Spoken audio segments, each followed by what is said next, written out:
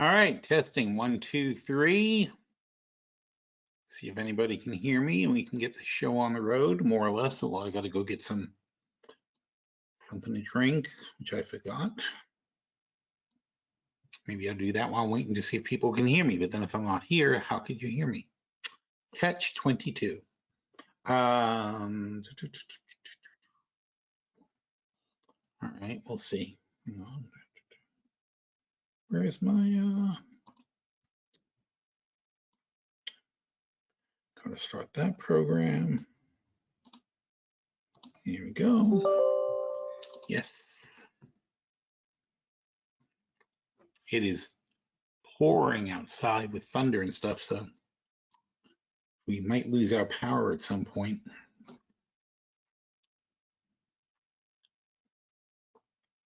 A lot of times you'd think they'd be better insulated, but I guess what can you do? But in big storms, we easily lose our power.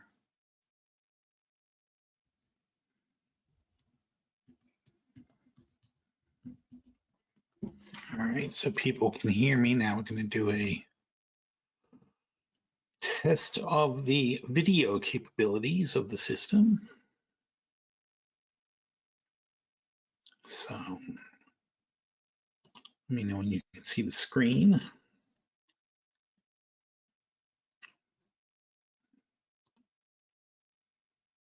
But in fact, I'm going to right now go and grab something. I'll be right back.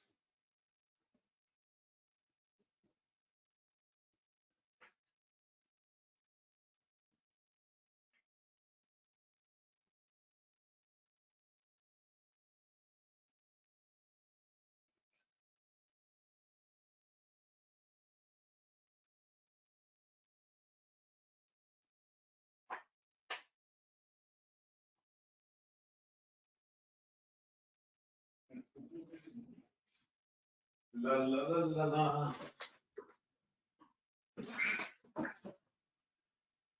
Okay. So where are we? Nobody can see? Can we see? Hello?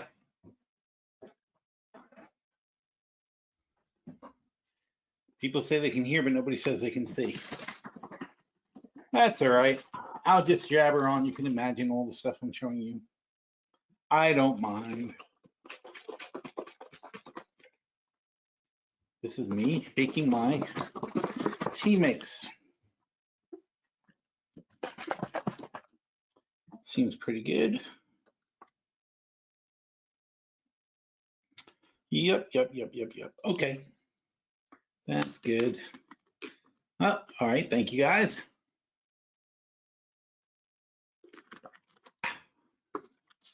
Oh, I love that stuff. So yeah, I was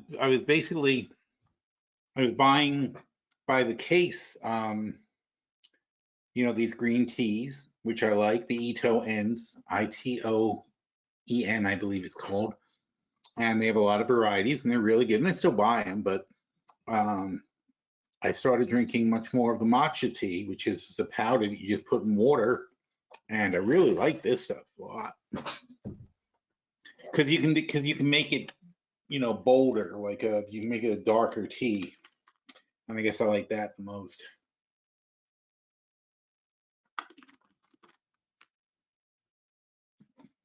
And also the size. I mean, I think it's more satisfying because I just take a great big bottle of like Fiji and drop tea in it. So now it's a big bottle of tea instead of me having to feel like, see, now if I drank, it must be at least 3 bottles of the other stuff. So if I drink Yeah, because they're 12 ounce and this is like 36. So if I drink 3 bottles of tea in a row, I feel bad because I'm like wasting so much money and this doesn't make me feel as bad. Let's see.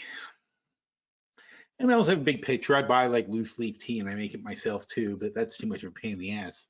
This is like 10 seconds. I take the powder and put it in the water and I got tea. And the best thing is though that I take the powder, they make packets in the supermarket and of matcha tea powder. And I take that when I go to hotels now. And so I have green tea wherever I want, whenever I want, which is fantastic. Makes me very happy. Little things. So where are we? All right. The markets. What are the markets doing? I don't know. We were betting oil would go lower and it hasn't so far. Ugh, that's so sad.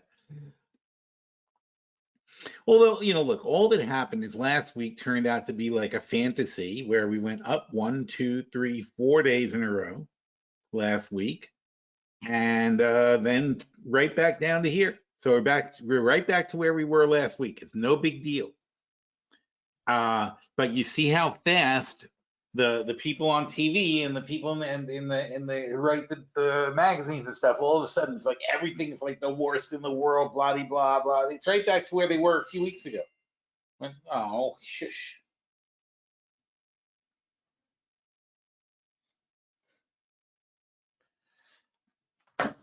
And so what I was saying this morning is you gotta keep things in perspective. It's like, inflation doesn't go away in a week. Everything isn't going to be all fixed.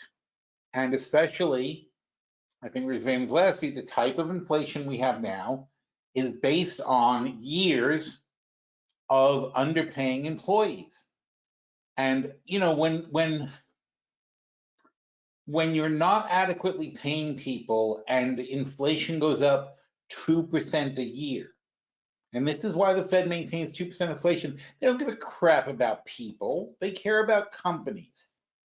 And if you keep inflation at 2% a year, you're chipping away at people's lives so slowly that they kind of don't notice. And so they put up with working at the same job for 5 years without getting a raise, as if that's okay, even though they're losing 10% of their spending power to inflation. It's just they keep making a little adjustment here and a little adjustment there in their lifestyle, and it's worse and worse.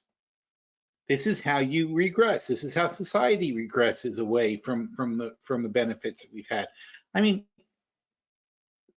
keep in mind the history of labor is we all worked on farms basically at some, in our ancestors, 100,000 years ago, everybody was, the dawn of civilization was everybody was farming and so there were hunters and gatherers and farmers basically. And you either owned the land or you worked for somebody who owned the land. If you worked for someone who owned the land, you barely had a penny. And in the medieval times, it was feudal lords that owned vast tracts of land, and everybody else was a serf who was allowed to put up a house on their land and work the fields and have a percentage of what they brought in. But you worked for you. It was a step above slavery. It's hard to say it isn't slavery in those situations. That was feudalism. Then they had the Magna Carta, which turned out to be a scam because all the Magna Carta said was that you were now allowed to own the land you farmed. So who do you buy it from? You buy it from the feudal lord. They became much, much richer selling the land to the peasants. And what they would do is sell the land to the peasants when the crops were good and when times were good. And then when times turned bad, they would buy the land back from the peasant farmers for whatever, for a very small fraction of what they had been paid for it in the first place. So effectively, they turned the farmers into businessmen who were victims of the economic cycles. That's what happened. But either way, they kept winning because when the cycle came back, they would sell the land to other peasants, and they would keep doing that over and over again. So instead of just taxing them ridiculous amounts, they would instead just sort of get into a relationship where they ripped them off for the land. And that is the system we have today. That's effectively the system we have to this day. That we rich people sell land to poor people, and then the poor people develop it. And then when the economic downturn comes, the rich people take all the money that they had that they got from the poor people, and they take it and buy back all the land, and then they own it again, and then they sell it again. Then the cycle goes back, and they don't give a shit whether you're farming the land or whether you're assembling iPhones. It doesn't matter to them what you're doing. They just care that they sell you the land and buy the land back, because their money is forever. These people at the top of the chain, they've got billions and billions of dollars. That money they don't need it for anything. Just like the feudal lords, they don't need the money. It just goes in the vault. And when it's time for them to buy the land, it comes out of the vault. And there's really not much else that goes on in the world. Everything else is like an illusion of stuff that we're like, we're like, the peasants, like trading amongst ourselves and selling and buying things amongst ourselves, but they don't give a crap. They just wait for the long-term economic cycles to come in and swoop in and buy stuff. So, and people these days, they have such short attention spans, and of course it's getting worse and worse because you're being trained by your phones to have a 10-second attention span. And I will admit too, I literally, I don't know if it's the quality of television these days or that I'm getting old and I've seen everything. Like, it doesn't seem like there's almost nothing like that there's a new plot. There's very little things I see that I'm like, oh, I've seen that, but it's just his story told again. I mean, they say there's only 13 plot lines in the world. And I guess I'm at the age now where I think I've seen them all. I mean, maybe that's it. But either way, there's very, very, very few things on TV, almost getting close to zero, unfortunately, where I don't pick up my iPad within 15 minutes of watching it and I have to do something else. I can't just watch TV. It's just not enough. It doesn't occupy enough of my attention. And we're like that, but and that's bad, though. If you're a trader, that's a terrible way to be, because these trades and these companies develop over years.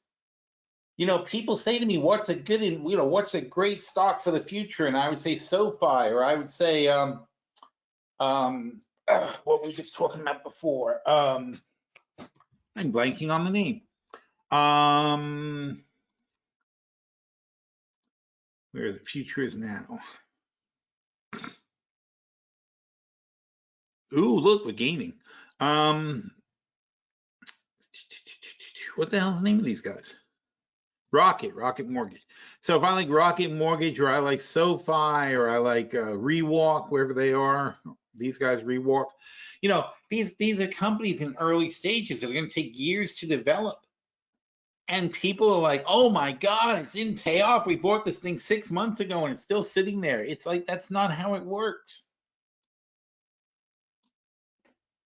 And it's hard to get people to make proper investments if they don't have the attention span to stick with something. And everybody wants immediate payoffs and immediate satisfaction, and so on and so forth. And even that $700 a month portfolio I put up, when was it? Like the 25th of August, and it's only September 14th. So it's 10 more days until I would do an update. Basically, it's a monthly thing. And people keep asking me, when are you going to do the update? What's going on with that portfolio? What's going on? It's like, we didn't do anything. We did one thing. We spent $700, not even $700. We spent $700 a month, 3 weeks ago, barely 3 weeks ago. And that was it. And now we're waiting. and there's really nothing to do. We're just planning to add more. Each position is going to be, in the portfolio, each position is going to be about $3,500 to start. So it's going to take us, it's going to take us 10 weeks, 10 months, or not 10 weeks, 10 months. It's going to take us 1 year just to fill in our first couple of positions. That's all that's going to happen in this portfolio in the first year.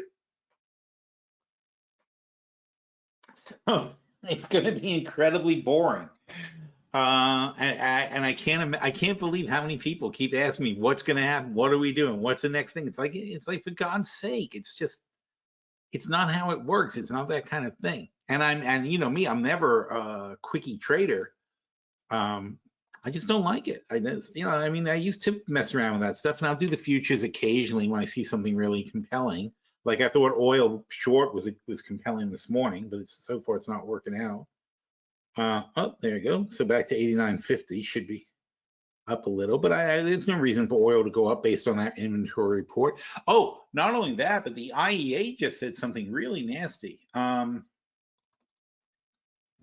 EIA, sorry, the EIA oil. They just said something very bad. Interesting. Maybe, no, that's 6 days ago. Anyway, I was watching Bloomberg or something, and they said, an EIA person said they forecast that towards the end of the year, the economy will be slower and demand for oil will be substantially lower. And so they're predicting lower prices until the end of the year. So I don't see any reason why a 2.4 million barrel build is going to be something that's going to cause oil to jump $5. That makes no sense.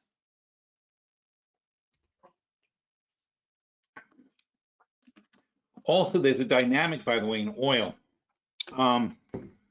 Sanctions do work. And again, it's a patience thing. But what's happening now is Russia is getting hurt by the sanctions. They are able to sell oil to China and India. They shouldn't be able to sell oil to India, but India is being assholes and buying from Russia. But they sell to China and India and some places in Africa, and then in some of their little some Belarus or wherever else they are friends with. And there's plenty of cheating. There's plenty of tanker transfers going on at sea. But the crux of the oil, you can't do everything in secret. It's very messy to do that. So what they're mostly doing is selling a lot of oil to China, but China, holding all the cards in this situation, says, we'll buy it, but we want a discount. Nobody wants us to use your oil, so we'll buy it, but it's got to be worth our bother. So Russia is selling oil to China at a pretty substantial discount, maybe $60, $70 a barrel. And what does that do, though? If China is able to fill their demand, whether they're buying it from Russia, but it doesn't matter. If they're able to fill their demand from Russia at $60 or $70 a barrel, then they're not buying it from the Saudis. And that means the Saudis end up with a build of oil. They're not buying it from the US. We end up with a build of oil. So, you can't stop Russia from selling oil unless the entire world gets together and completely agrees to stop and nobody cheats. That's so unlikely, it's hardly even worth considering. So you can't really stop Russia from selling their oil, but the ban on oil means they have to go do things like this. And just doing something like this, it doesn't cut off their money supply, but it cuts down their money supply. It decreases the profits they make selling oil. And it still floods the world with some cheaper oil that we can then buy. I mean, Biden should buy it for $60 a barrel and put it in the SPR. But either way, the point is that the Russian oil is not cut off from the market, and that's the problem. A lot of this price speculation in oil is they're acting as if just because we sanction oil, it's not there. It's still there. It's just it shifts it around. So oil, think of it as something that flows, which it is, right? Oil comes out of Russia and goes into the bathtub on China's side. But it still fills the bathtub. The global bathtub of oil consumption is still being filled by the Russian oil. It doesn't matter that instead of selling it to these 4 countries, they sell it to another 4 countries. What's the difference? Oil still comes in. What the sanctions do is cut Russia off from being able to charge a premium price along with the rest of OPEC. They have to do under the table deals with a lot of people, and the prices go down. They're desperate for money, so they need to do it. So the longer the war goes on, as long as we stick to our sanctions, the more pressure is going to be on Russia to sell more oil, and they're actually producing quite a lot of oil. They're selling more oil at $60 to maintain their cash flow than they were selling when it was 80 and 100. So the more the war goes on, Russia's going to keep doing this. More cheap oil is going to flood the market, and it's going to drive prices down, which is counterintuitive. You think that the oil is going to keep the prices up, but it's going to actually just start driving them down. Same thing with inflation. There are dislocations. So for a while, prices go up, but even as they begin, it's like home prices, right? You just saw this in apartment prices.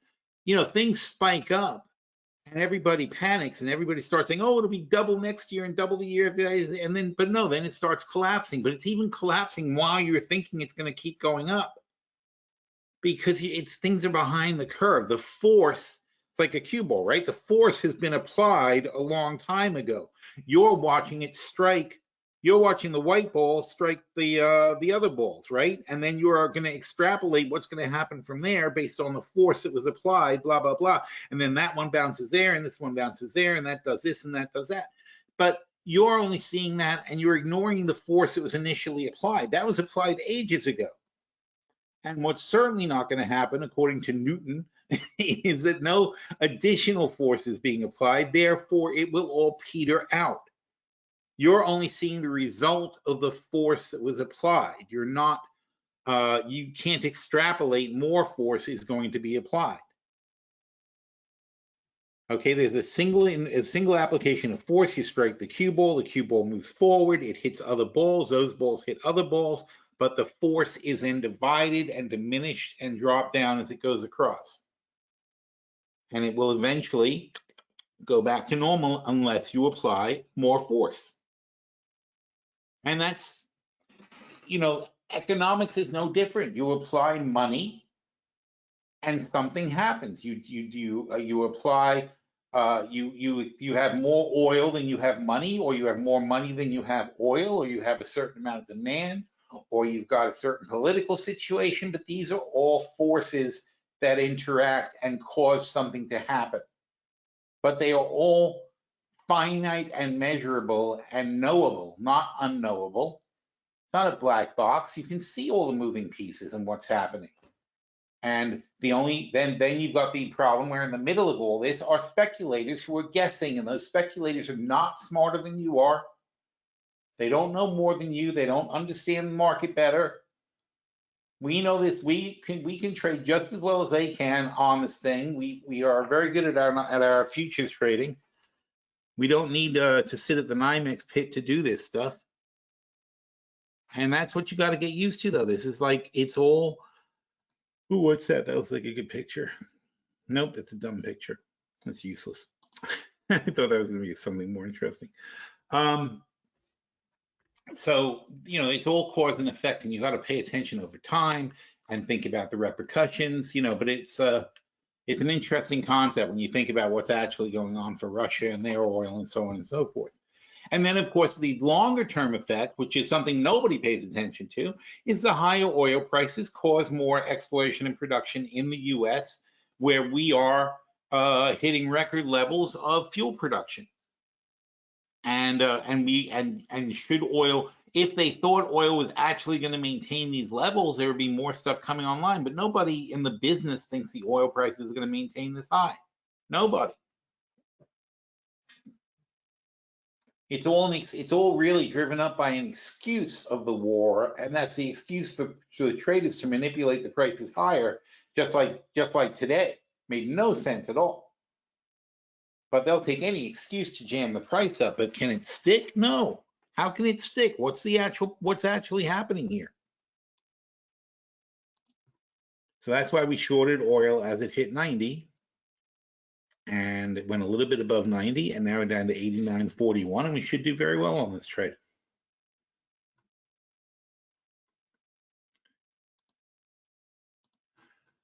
Let's see what else we got going.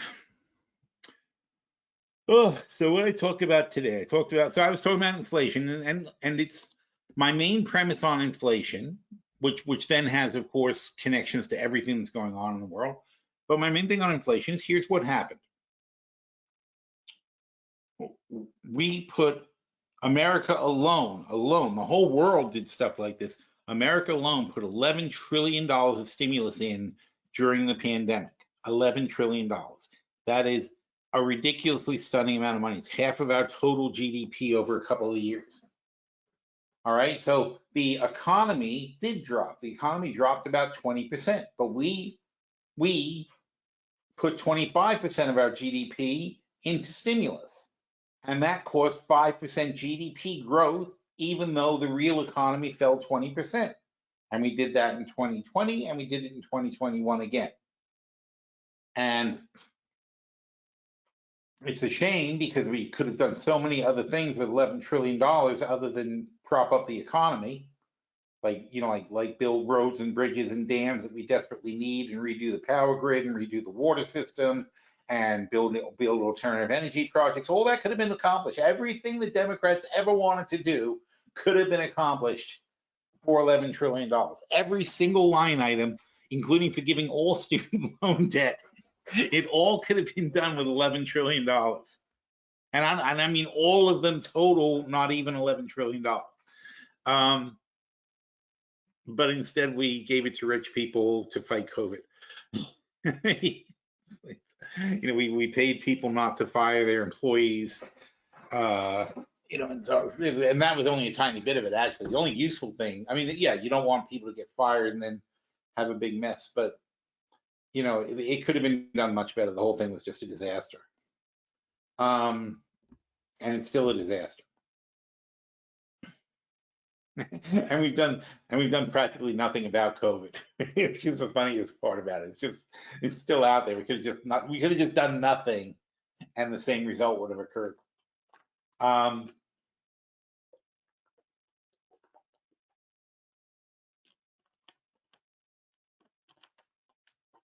So where are we? So anyway, so there's a cycle. So we had all these businesses slow down. We put stimulus in 2 years ago. We put stimulus in last year. We put some stimulus in this year, for that matter. So now businesses are coming back and moving up to capacity, which is, you know, which is obvious when you think about the fact that you are now going to restaurants again. Okay, people are going to movies again. People are going out to theaters again. Stuff that was completely closed is now fully open, and people are there. Disney is packed, airlines packed. You know, you can't move in an airport. Trucking, shipping, everything is going gangbusters. You know, so much so that we have backlogs in the supply chain and so on and so forth.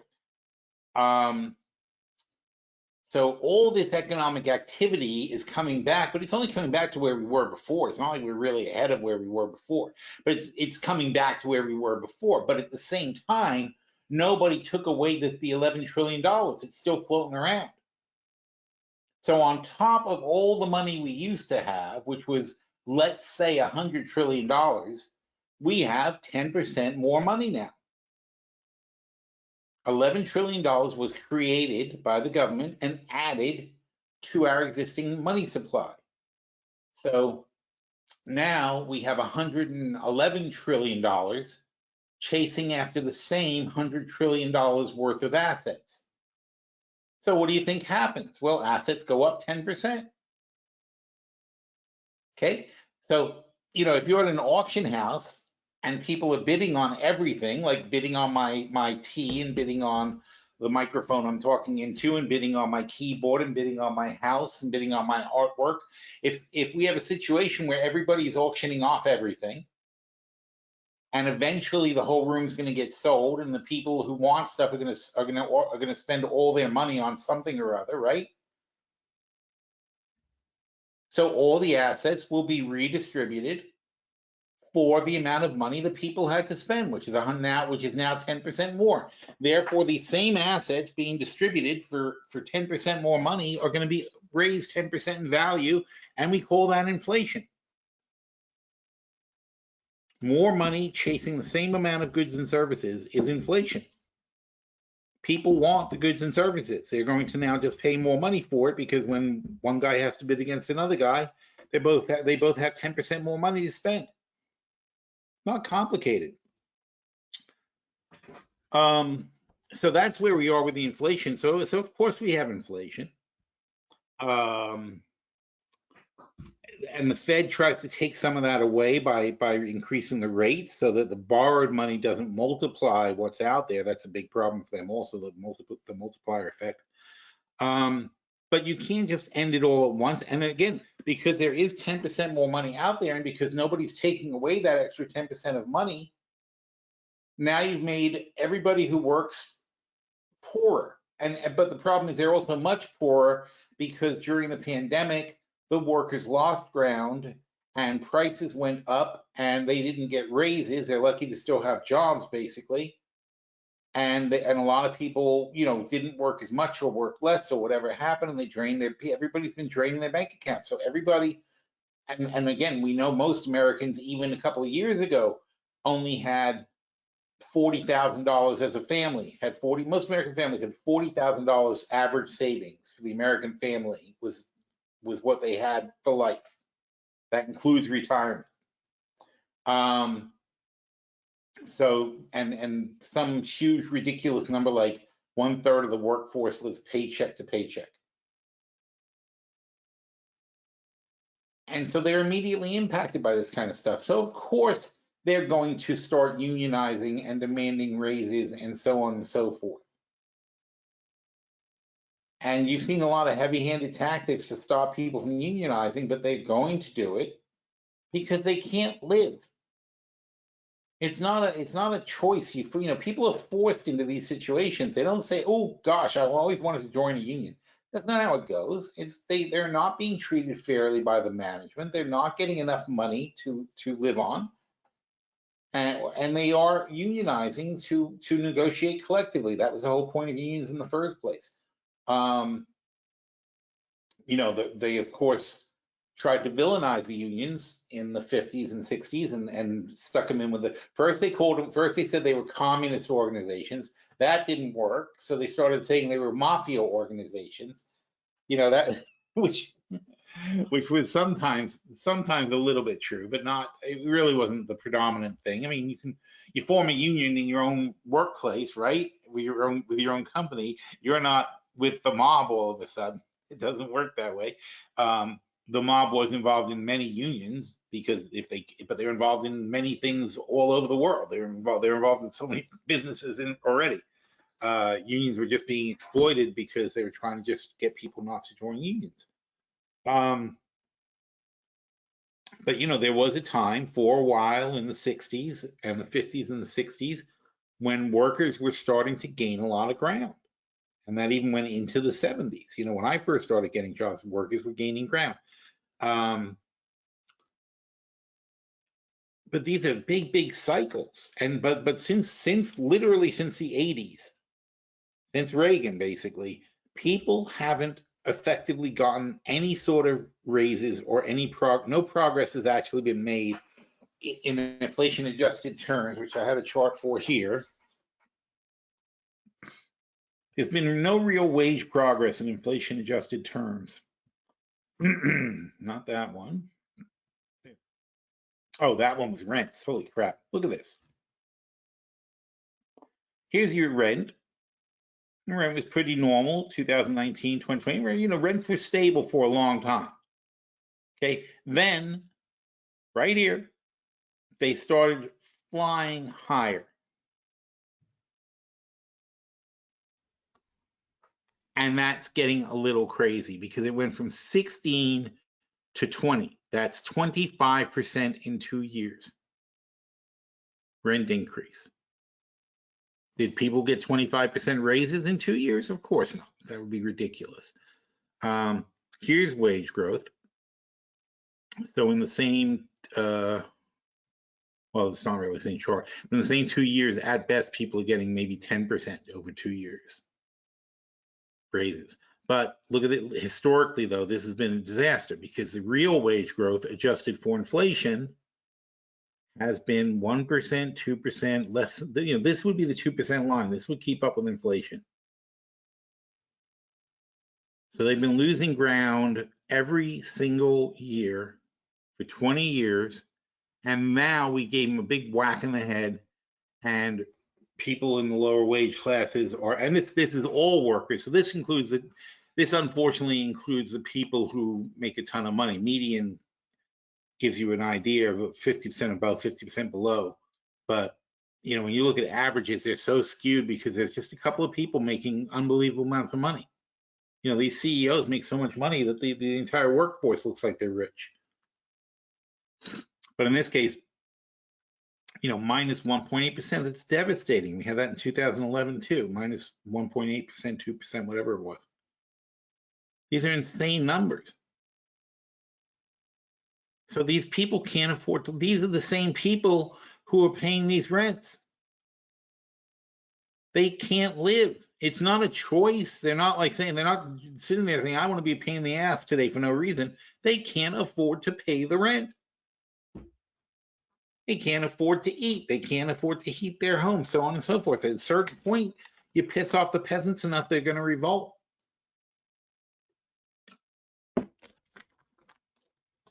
So this is not the kind of thing that's going to be fixed because the CPI calms down.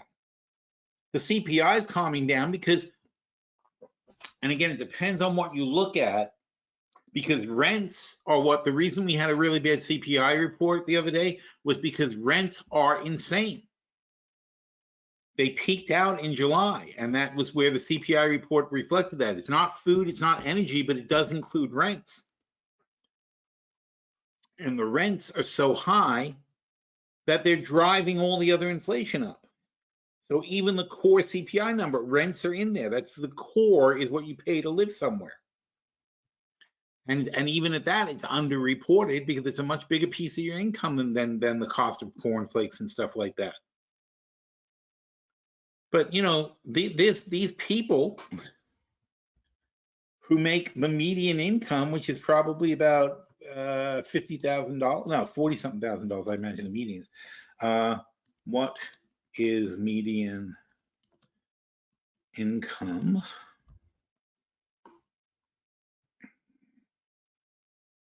Median household income in the US by state? Oh, how much is it? 63,000 in Pennsylvania, 60,000 here, 57, 62. Wow, so it's 60,000 bucks. 62, 64, $80,000 is median income in California. Wow. No wonder things are expensive out there. Where can we live? Look at this. 60, 60, 60, 60. Is it household income or? No. Second largest, blah, blah, blah, blah, blah. Richest country. Big difference how wealth is distributed. I don't know if this is household income or income. There are big difference how wealth is distributed. I think that's more like a household income number. Here you go. Louisiana 50, 48 in Arkansas, 45 in Mississippi. That's where you want to go. Of course, not if you need a job, but if you've got a fixed source of income and you can move to somewhere where it's that much cheaper. Hawaii 83. Holy cow, we need one in California. Alaska 75. Go Alaska. Oh, here's 50. Here's 50. So Arkansas is way down. West Virginia. Wow. In the middle of the Northeast, they can't make it happen. Amazing state. Anywho, so whatever it is they're looking at, the bottom line is you can see the idea. So out of this money, 60,000, and that's income. That's not a take home. So they're going to take home, if you're making 60, you're going to take home 40, let's say 42, 43 would be your take home. And then this happens to you. And that's monthly rent. So your monthly rent goes up $600, $7,000 a year. That's the increase in your monthly rent. For a person taking home $42,000, their rent increase is $7,000. Can you imagine? 20% of their income is now eaten up by not by rent, by additional rent. So that's what's going on. So anyway, I'm not going to get into a whole thing about it. You get the idea. But the point is, how is this going to be fixed until you give this person a 20% raise? There's no other way to fix it. Either the rents have to come back down, which basically never ever happens, or these people need to get more money. So, and that's why you have what they call the Great Resignation. because that's a serious impact on somebody's life. Not to mention the fact they're now paying $100 for a tank of gas.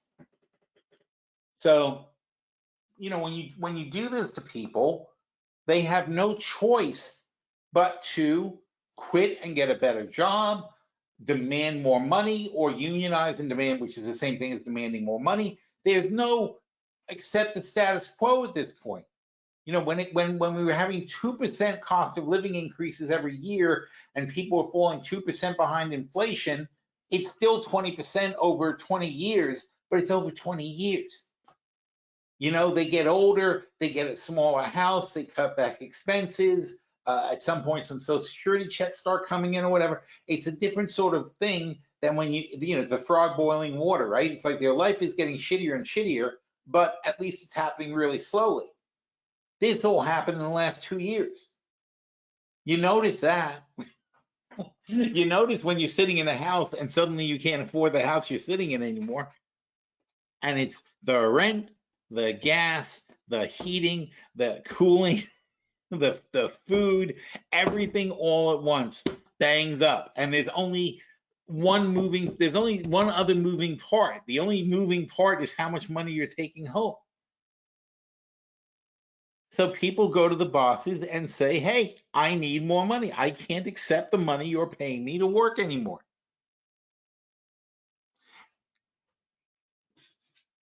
And that doesn't happen overnight. So it's going to take a long time for the people to demand more wages, the bosses to accept these demands, to start making adjustments. For Social Security is only just now this month finally doing the cost of living adjustment that they should have done years ago. And they're going to have to raise the numbers on all these checks because, again, it's the same thing. You can't pretend anymore that this is not a big deal. This is a huge deal. People who've been living in the same place for 20 years suddenly can't afford the place they're living in. And not because they make less money. They make more money than they made 20 years ago, just nowhere near enough more. So the point is, none of this stuff goes away overnight. Here, you know, here's the asset out. Here's this typical inflation cycle. It's screwed up because of COVID and all that. But the typical inflation cycle, there's a lot of little things in there. So the boom stage, growth is rising, inflation is rising. The Fed tightens. That's where we are now, basically. The Fed has started tightening. It was good for stocks for a while. And bonds have been crashing, so we're getting kind of out of that phase now, and we're into the stagflation, where growth is falling, inflation is still rising, the Fed is tight. We're not quite there yet. We're in between these two stages, and that's bad for stocks and commodities, and good for cash, which is one of the reasons we went to cash, is because we saw this was coming. But then it gets worse. And that's going to eventually force rate cuts. But this is a years-long cycle, and everybody's acting like we're going to get to the Fed cuts rates. Like people are thinking we're going to get to the Fed cuts rates in 2 meetings or something. It's ridiculous. We had our rates have been low for 10 years or more. Have been basically zero. Where was that chart? Well, I had all the charts today, right? There we go. So we crashed the Fed funds rate in 2009.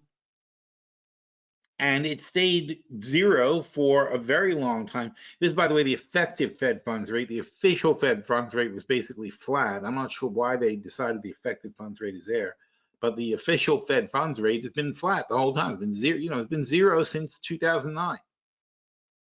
That's not 10 years. That's 13 years at this point. So we've had 13 years of zero interest rates, basically. And if you look back historically, before that, you'd have to say, here's like 4%. 4% maybe would be, if you want to call that the norm, it's probably more like 5-6%, but at least 4% is the norm. It's the low end of the normal range is 4%. This is insane. It's not natural. This is not the cost of borrowing money historically. So if that's not the cost of borrowing money, then you're living in a fake environment.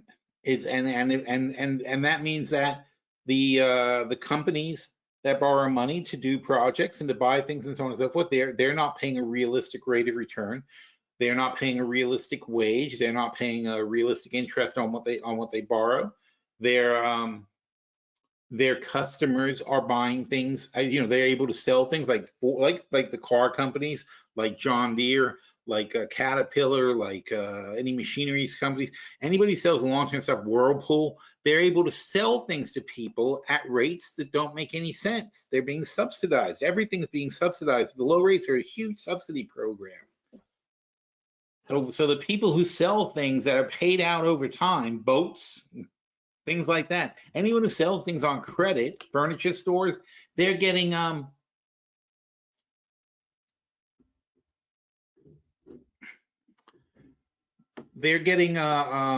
extremely low rate that isn't natural. Now, what's going to happen to these businesses when rates normalize?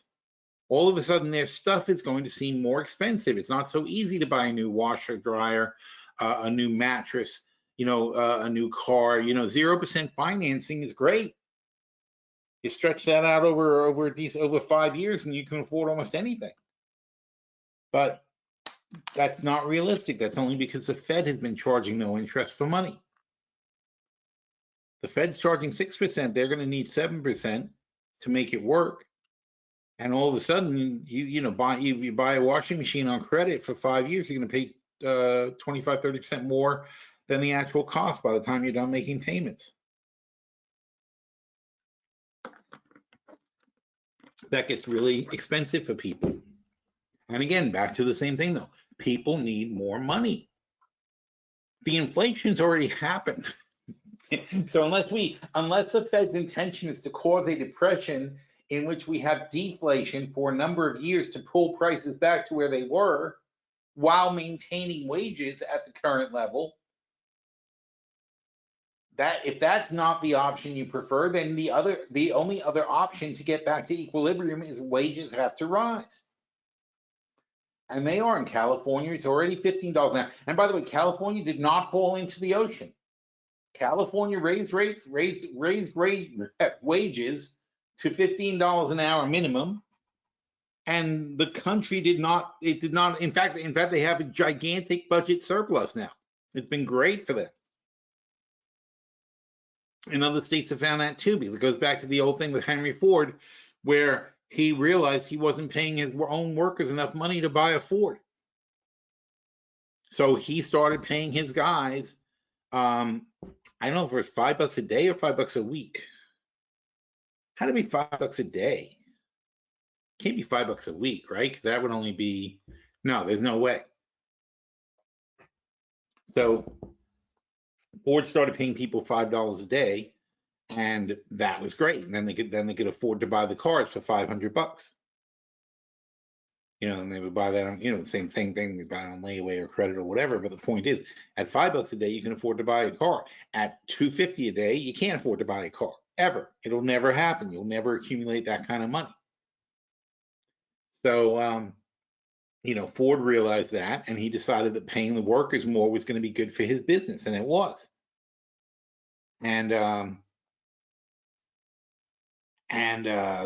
That's something that everybody realizes after the fact, like, oh, that wasn't so bad. In fact, I talked about Starbucks the other day, and California now is talking about going to $22 an hour. Since 15 worked out so well, they're talking about 22 now.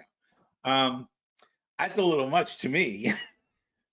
And I'm a liberal son of a bitch, but Jesus Christ, 22 times 40 is $880 a week. Times 52 weeks. You don't really work 52 weeks, but it's $45,000. So your barista is going to make $45,000 a year. And God bless him. I mean, and the burger flippers at McDonald's and the baristas at Starbucks and the guy sweeping the floor at McDonald's, they're all going to make $45,000. And I worked it out. And in the great now, that would but that's a lot of money. So basically, we did the math. That would take a huge chunk of Starbucks' annual income. It's not a little bit of money. It works out in California alone. It was going to work out to $500 million a year, and Starbucks only makes about $4 billion. So it's more than 10% of their total income would go to that raise. Obviously, they can't do that, so their only other thing they can do is raise prices. Very simply, though, you got to raise prices 15%. That would even it out. So that means that if you're buying a cup of Starbucks coffee that's usually $5 times 1.15, you're paying $5.75. And that's what I mean by an adjustment period, because in reality, well, Starbucks is a terrible example, but in reality, let's go to like Coca-Cola, right? I would go to the grocery store in Jersey, when I don't buy Coke anymore, but I would go to the grocery store in Jersey when I had the kids, and I would buy three things of soda for $10, right? So it's about $3.33 per 12 pack of soda, which is what, like 30 cents a can or something like that. So that was unrealistic. And that's what I mean. And that goes for a lot of things. That goes for things in the dollar store and so on and so forth. The labor costs are too cheap. There's nothing in it. People are being underpaid all the way across the line. The people who make the cans, the people who make the cardboard, the people who deliver it, the people who make the Coca-Cola at the factory. There's a lot of underpaid people giving you a can of soda for 30 cents. Now, if we could raise their wages to $22 an hour by paying 40 cents a can for soda, shouldn't we do that? And that's the European model. You see, in Europe, that's basically how it works. People pay more for everything, but everybody has a living wage.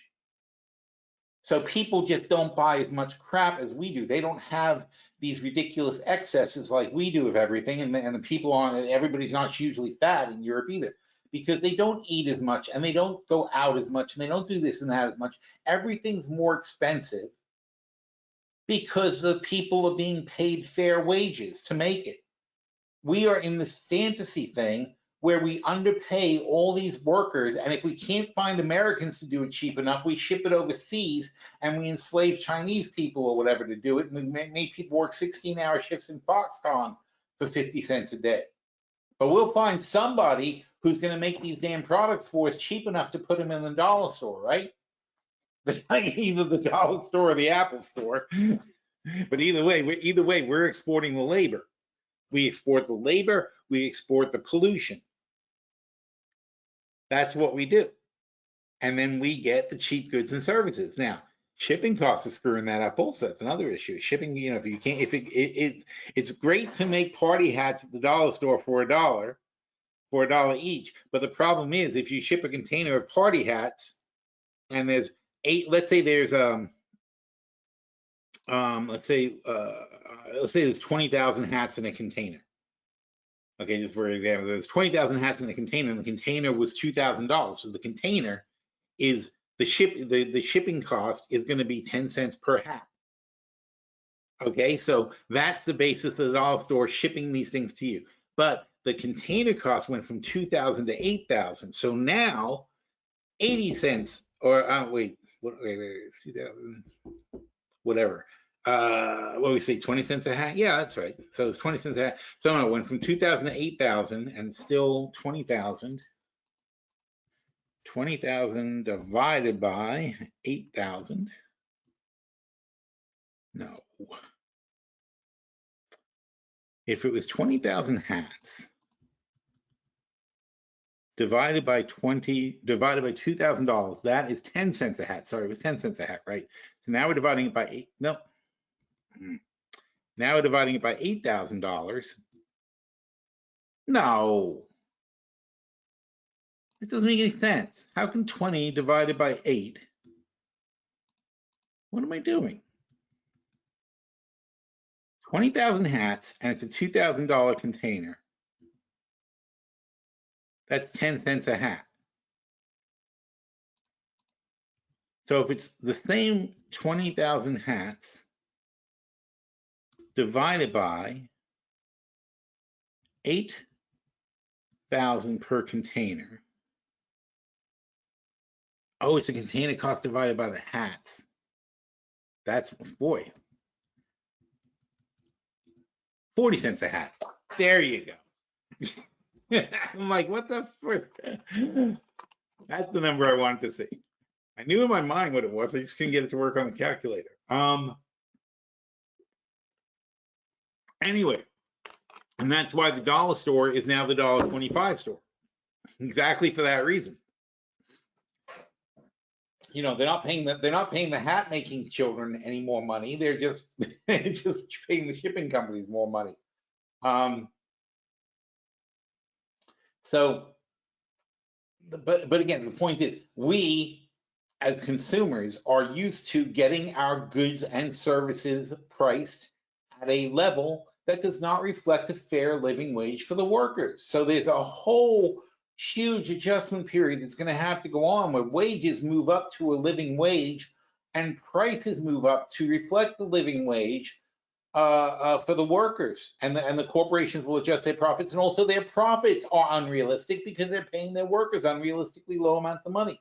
So, you know, Coca-Cola or Starbucks, since we know the number, Starbucks shouldn't be dropping $4 billion to the bottom line making coffee. That doesn't make sense. Why are you dropping so much money to the bottom line making coffee? How are you getting so rich? Why? Because we don't pay our employees enough money.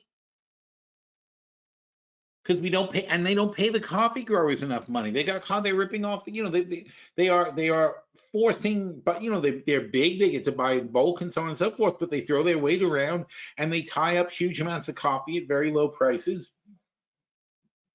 That denies independent farmers a good wage. It's all, you know, all this stuff is connected.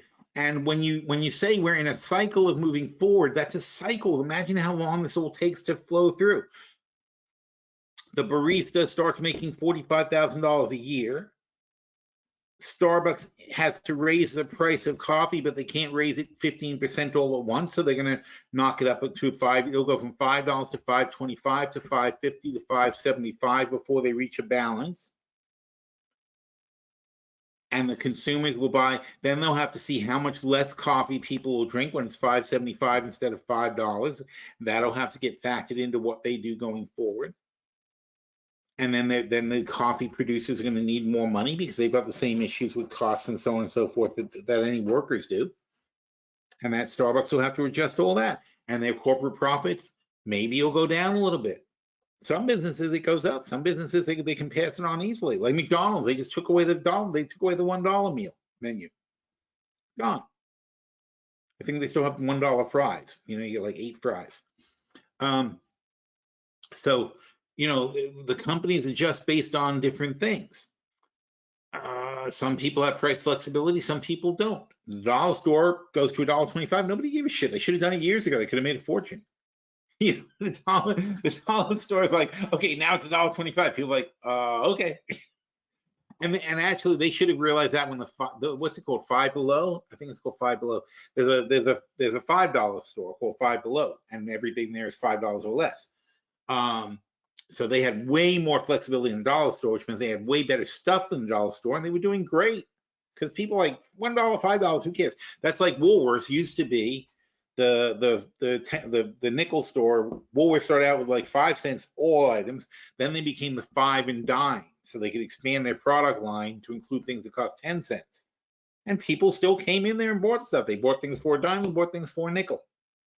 The dollar store should have realized this a long time before they finally did, because they were just $1 was the bare minimum, obviously, of what you can buy functional products for. You know, it just, you know, they get hit by inflation. Like I said, you think about the shipping costs, that's what really killed it for them. It's like you can negotiate with the factory all you want, but if you have to then ship it in a container and get it to America from China, it doesn't matter how little you're paying in China. It's the container cost that kills you. Like we're doing this, you know, we're doing a hemp project and we're growing this hemp in America, and we're also growing hemp in Thailand. It costs us much less money to grow hemp in Thailand. But and we've been asked a few times by people, they say, well, why can't you just ship the hemp from Thailand over to America? And the thing is, the shipping cost. It costs more money to ship the hemp than the hemp in the shipping container is worth.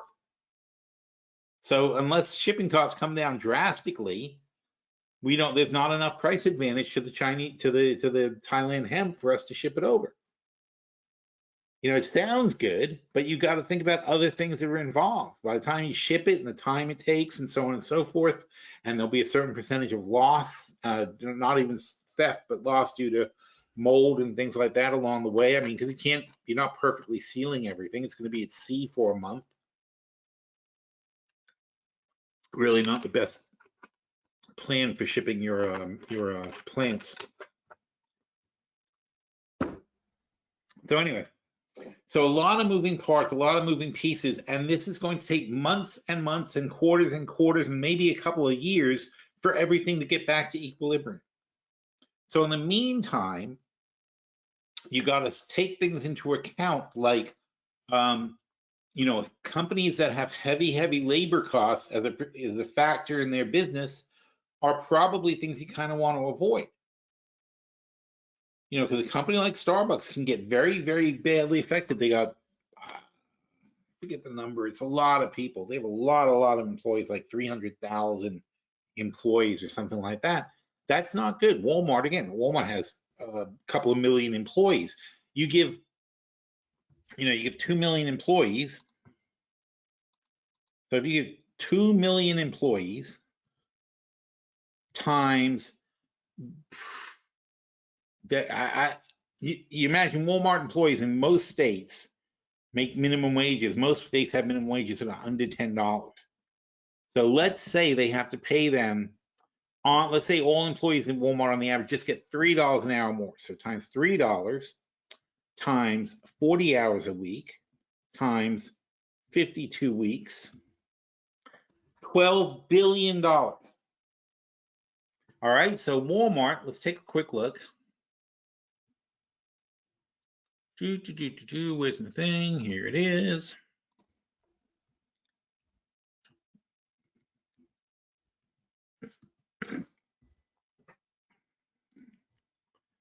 So Walmart only makes $16 billion. And where'd that calculator go? It's got $3 an hour. This is why they spend $1 billion lobbying against this stuff, right? This is why they support these radical right-wing people who want to quash any kind of chance of workers getting any kind of raises and things like that. They don't want this thing. It's going to cost them 12 out of their $16 billion in profits would go back to the employees. Now, what's got to happen? This is going to happen. This is not going to happen because they've been underpaying their employees along with every other US company for more than 20 years. For basically the last 40 years, workers have been falling further and further behind in their wages. So it is now snapping. And at this point, they can't stop it. There will be $15 wages. And I'm being generous when I say that they have to give a $3 wage to the average, a $3 increase per hour to the average employee. That's being generous. But it's absorbable because you look at it and say, well, they only make $16 billion. And this is what they argue when they're in front of Congress. They're like, we only make $16 billion and you want to raise our wages $12 billion. We'll be effectively bankrupt and blah, blah, blah. But the bottom line is that's stupid because the reality is they have $600 billion in sales. They only have to raise $600 billion in sales times 0.02, 2%, to pay $12 billion more wages. So Walmart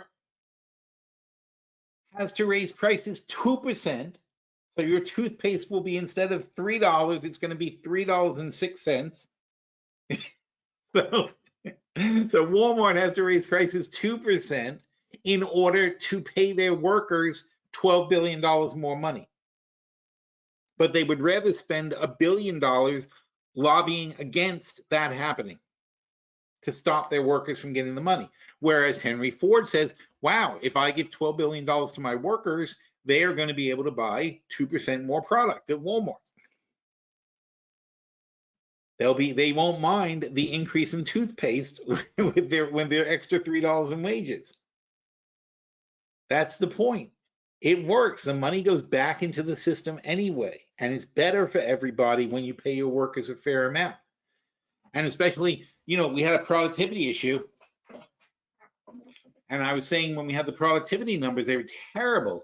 And I said, well, of course they're terrible because you've got all these people now, all of a sudden, it's happened very hard and very fast. All of a sudden, all these people who are renewing their rents and getting these increased bills from every single company they have recurring bills from, and every service that they get and everything, they're all sitting there going to work and saying, I can't afford to live like this. I don't know how many of you guys have been poor, but when you're poor, you are constantly consumed with worrying about money. You have to, and not only that though, but money, the second money becomes more valuable than your time, your boss is going to suffer, because you will spend, in other words, instead of you paying to get something that's quick and convenient, you will have to do the legwork and do it yourself to save a few bucks. You will drive to another town to save 20 bucks that you would never do if you had the money to do it. You'll spend an hour driving back and forth somewhere to save 20 bucks. You will be constantly, and when you're booking your vacation, you will call 25 people and spend 50 hours on the web looking to save $1,000 on your vacation, because you don't have $3,000 to spend on a vacation. You only have $2,000 to spend on a vacation, and so you've got to find something that can accommodate your family for $2,000. And that takes a lot of time and effort to figure out how you're going to squeeze everything in and how you're going to make it work. And you're doing that where? You're doing that on your computer at work. Some people, and some people don't have computers at home anymore. Some people have to cut off their internet access or give up stuff and so on and so forth.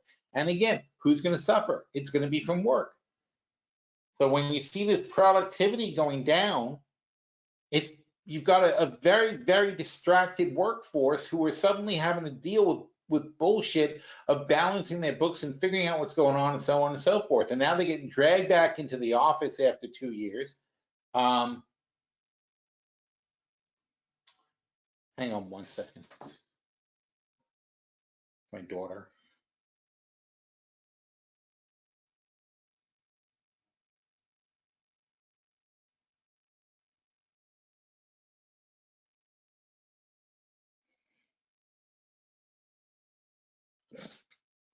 Anyway, so people are essentially distracted, and like me with the phone, and they're not giving you 100%, and they can't, and they're exhausted, and then they get, and even worse, they have to go get another job, and they come into work tired, and so on and so forth.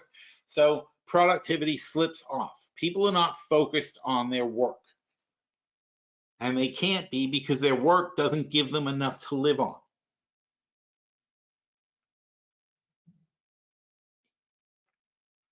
So all this is tied together, and you have, and again, so for the survival of the companies, because they need productive workers, and the problem is you can't fire people for being non-productive because there's nobody else to fill the job.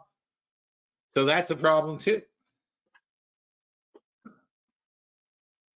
And of course, you read many articles blaming the workers, and they call it, what do they call it? Silent quitting. I think it's called silent quitting. It's not, people aren't silently quitting. I mean, yeah, they're looking where they're at work and they're looking for another job that pays them more money because they can't afford to live on the job they've got. They're calling 50 different auto parts places to find a $5 cheaper carburetor, when they usually would have just paid the $5 and hung up the phone and given back to work. It's a whole different life when you get pressed like this, and this is violent. This, not that, the rent. That's not rent. This is violent. This is financial rape, what happened here. And it hit the people here, and now it's hitting them again, and there's been no other improvement. And this is a devastating amount of money. This is devastating for this. There's very few people who couldn't say that's going to affect their lives when they have to pay, when they're paying $400 or more, $5,000 a year in additional rent. Who's going to say that doesn't matter to them? I mean, even people making $100,000 would be like, $5,000 more dollars. What are you talking about? And it's not that, because if you're in a $100,000 place, you got whacked for a lot more than that because your rent wasn't $1,600 in the first place. That's $1,600. You're getting a $500 increase sorry, 25%. You're getting a 25% increase in your rent. If you have a $5,000 Manhattan apartment, you're getting a $1,200 increase, which is $15,000 after taxes per year of more money. So basically $20,000 of pre-tax money that you have to earn to make up for that. Who thinks that's easy? And it's not just that. Everything is coming up in price also. But this is a sharp shock. And it's a snap that makes all the difference. Something like that happens, and it's a big change in people's lives. And we're getting the shock waves now of it's not a one-time thing. It just happened again a year later. Everybody's getting whacked again. And then the repercussions of that are that, as you know, your mother suddenly has an increase, and you have to help, she can't afford her apartment anymore. So you're either going to have her move in your house, you're going to have to move her to a home, which is not cheap anymore either. Those are also insanely priced. You're going to have to, or you subsidize her. But now you've got less money. Now all of a sudden you're subsidizing your mother's money because you thought she had enough money, but all of a sudden she's like, I can't afford this. Where am I going to get $5,000 more dollars? And if you have kids and they're starting out and they've got a certain job or whatever, and there's no way we're in a place they could barely afford now, they can't afford it. And again, it's not just the rent, it's the rent, the gas, the heat, the electricity, the phone bills have gone up, everything. Up. Relentless.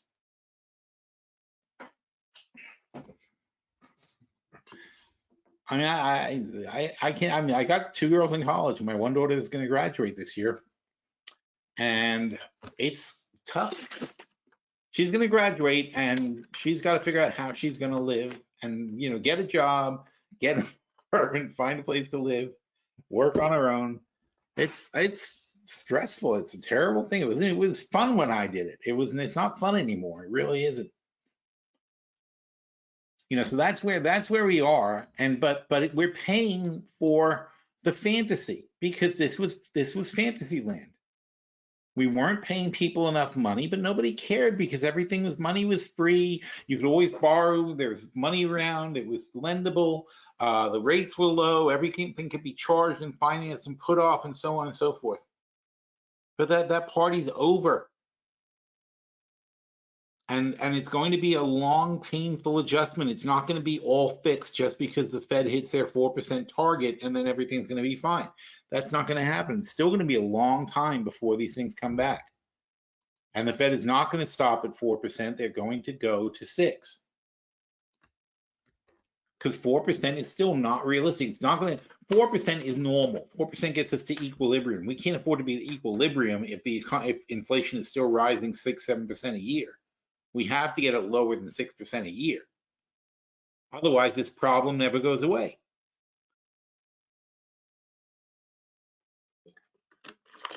And here's how Volcker made it go away. Here we are in the 1980s, went from, and the funds had been up and down. It went as high as 10, and then it went back down to 4, back over 10, back down to 4, 5. It's a 5 line. Then inflation would not go away, and we went to 20 or 18.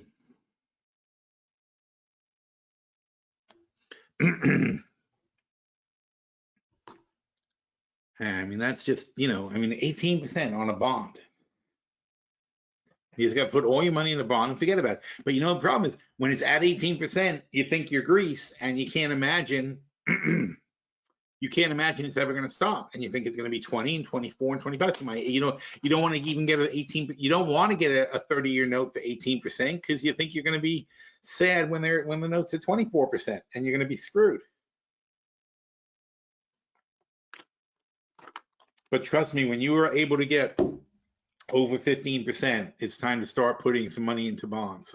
I'm not a bond person at all, but that's the point at which you got to start buying some bonds, 15% or higher, because it's not sustainable. How can you can't sustain that kind of inflation? It's just, they have to do something about it. They have to. You can't allow that to continue, because you end up being, Brazil, Argentina, or Zimbabwe. You can't allow that to keep happening. Greece peaked out around 22%, and then things started calming down, because you can't sustain it. And again, that's physics. It's just a certain amount that you can actually sustain before it falls apart. All right, so where are we? Blah, blah, blah, blah, blah. Okay. So I don't think this thing is ending. Therefore, I think that we are correct with that 4,000 line. I think that where we were before was not a realistic view of the world. We have to tighten. We are $32 trillion in debt, officially 31 trillion in debt, but the year's not over. And I calculated that very accurately 2 years ago. I said we will be $32 trillion in debt by the end of 2022. We are going to be $32 trillion in debt by the end of 2022. We are now officially this week $31 trillion in debt. So in the next few months we will hit 32. That's insane.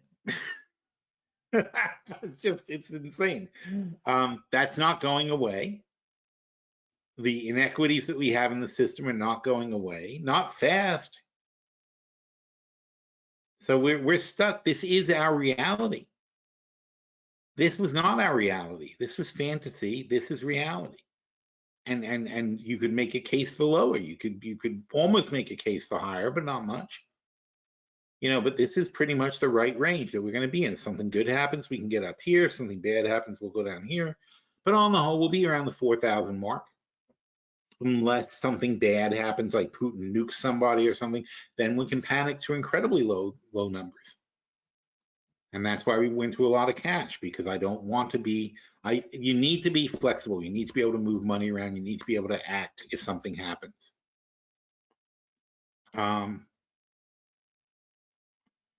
And the other big thing that can't change is we have 11 million open jobs that are unfilled. So that means that there are companies that want to do stuff but can't, because they're missing 11 million workers.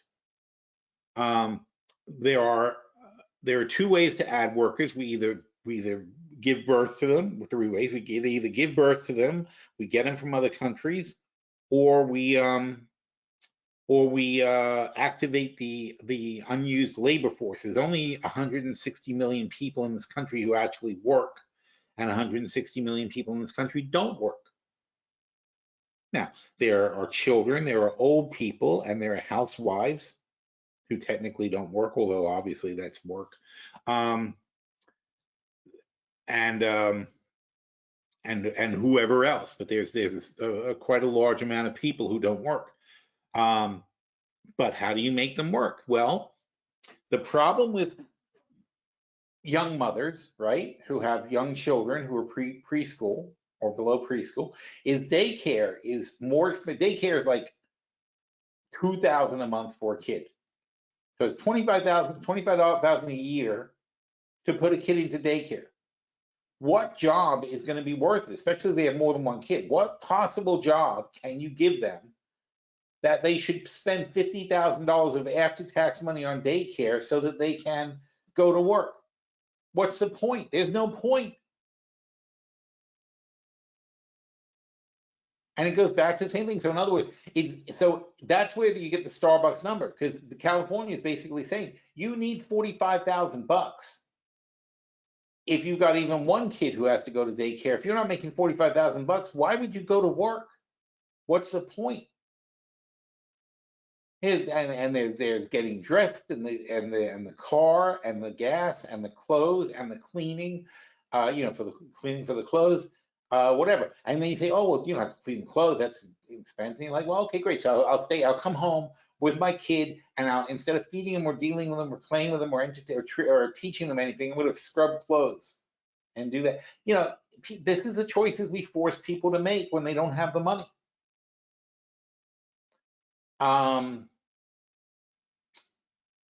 So it goes, it's a whole, the same process, all involved in the same stuff. You want to get people off the couch, which is really unfair, because again, like I'm saying, it's not they're on the couch. And a lot of these people have gig jobs and things like that. Your Uber drivers and things don't count as being employed, they're gig workers. So there's millions of those people, but officially working and collecting paychecks, 160 million people. So of the, and how many old people? 320. We have 330 million people, and people live for 80 years. So that means, I don't really look for 80, let's say 75. So 330 million people divided by 75 years of life is 4.4. So it's 4.4 million people. And of course, it diminishes as you get to the higher numbers, of course, but basically 4.4 million people. So 44 million people are over 65. So now I'm thinking in each age bracket, there's 4.4 million people, okay? So 44 million people are over the age of 65. Then you've got 18 times 4.4. 80 million people are not in school, are in school. Sorry, 80 million people are in school. Another 16 million people are in college. So what did we say? It was 40 million people. So it's 80, 120, and then you got another 20 for college. It's 140 million people who have no reason. 140 million people of the 160 million that don't work are either over 65 or college or less, or below college age, below 22. So that only leaves 20 million people who are, for whatever reason, not working. Only 20 million freaking people. So when you say, all these women don't work, or housewives or whatever bullshit, it's a bullshit thing. It's a misconception. It's not even 10% of the population. People are either too old to work, too young to work, and if you don't count those people, you got 20 million people left to explain. So out of all the women who they say don't work and should work and whatever, and all the poor people and all the bums and whatever, that's only 20 million freaking people that aren't working. There's 11 million open jobs. We have no way enough. And like I said, of those people, how many of those people are mothers to the kids, right? If it's 4.4 million people per year, kids 4 and under are 20 million kids. There's 20 million kids under 4. They've got to be dragging 10 million mothers out of that 20 million that you have left. 10 million mothers are watching kids and can't possibly afford daycare to go get a job. So now we're left with 10 million people who don't work for whatever reason. So you see, when you break these numbers down, instead of sitting there and listening to Fox and all their moronic statements and blaming this one and that one and generalizing and their bullshit commentary makes me sick. If you actually do the math, everybody's working. Okay, everyone is working except for 10 million people. To me, working is the kids and whatever. And the 10 million people who aren't working, I bet if you sat there and interviewed them, you'd find probably a pretty good reason for almost all of them. I mean, if you make a good job, if you make a good salary and your wife doesn't work and whatever, that's fine, but that's not that many people, not as many people as you think. There just simply aren't that many people not working. Therefore, now we're saying, okay, well, we can't really get people off the couch because there's not as many people on the couch as you think when you do the math. So all of a sudden, it's like, well, there are no people on the couch. And that means that we'd have to offer an insane amount of money to motivate these people and get them off the couch and put them in the office. And so now we're back to either breed them And that's going to take 20 years to get 22 years to get a productive person out of. If we start now, it'll take us 22 years to breed 11 million new people to work. So we either breed them or we import them. Those are really our choices. Or, I'm sorry, there is another option. The other option is the Fed can destroy the economy, so we don't need the 11 million jobs anymore. And that seems to be the option they're going for. So if we knock the economy down, then nobody's going to be hiring anymore. Then we don't need the 11 million workers. Problem solved. But it's a joke. It really is. The whole thing is just ridiculous. But yeah, this happened. And Trump didn't take office until what, January 17, right? So Trump didn't take office till here, and we had already been doing stuff. Obama was already doing stuff about immigration. So all Trump did was like make it much more strict. But Obama had cracked down on immigration consistently for the years before that, because that was his program. Trump wanted zero immigration, and he got it. He basically got it. We went down from went from 1 million people at the peak, and all the way down to, and this number was from 2020. We're actually way lower than that now.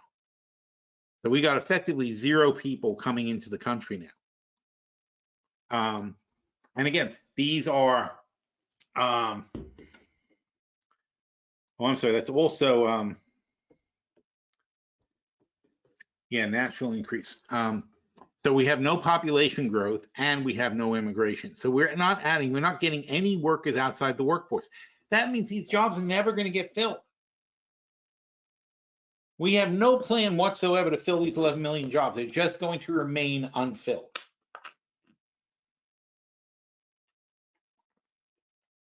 And what does that mean? The same bidding process you get anywhere, right? Now you've got 11 million unfilled jobs that have to bid for workers, and they have to bid the prices up. So again, wages will increase. You cannot stop it.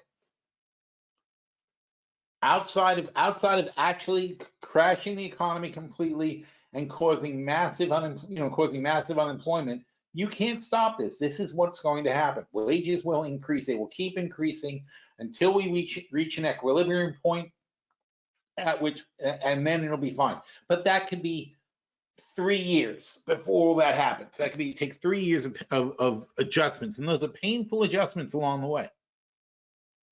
But that doesn't mean that I shouldn't buy Coca-Cola now, because Coca-Cola is still going to sell Coca-Cola at whether it's 30 cents a can or whether it's 40 cents a can. People are still going to buy the can of Coke. That's not going to get damaged.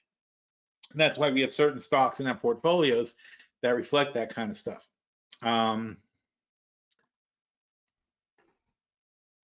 Which ones do we do already? Why do I feel this? We did the butterfly portfolio. One of the portfolios we reviewed. Darned if I know what's going on here. Let's see. Back to Phil's, back to here. We started portfolio reviews yesterday. Oh, here they are.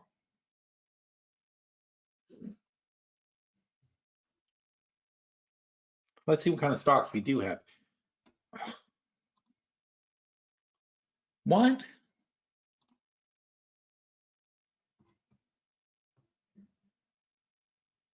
What's happening?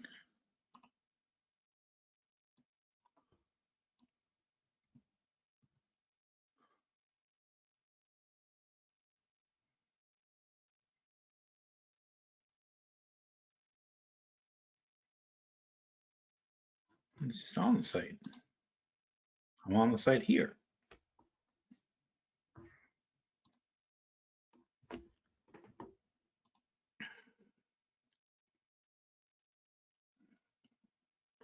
Oh no, this is signed. I'm not signed in. Stop. Oh, nope, it's working.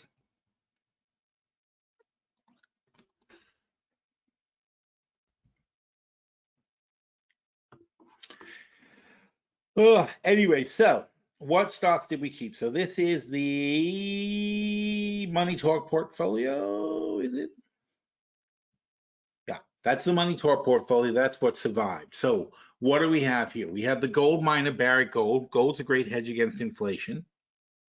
I think it's ridiculously underpriced as it is. I'm not going to sit there and go into major details, but it's way underpriced and we like it. Intel is Intel is another cyclical stock, and people do not understand the concept of cyclical stocks. But Intel's a cyclical stock. They're in an investment phase. They're spending more money than they're taking in. But it's a plan. They're building new foundries so that they can make the next generation of chips. If they don't build the new foundries, they can't make the next generation of chips because they won't have a foundry to build them with. Makes perfect sense to anybody other than investors.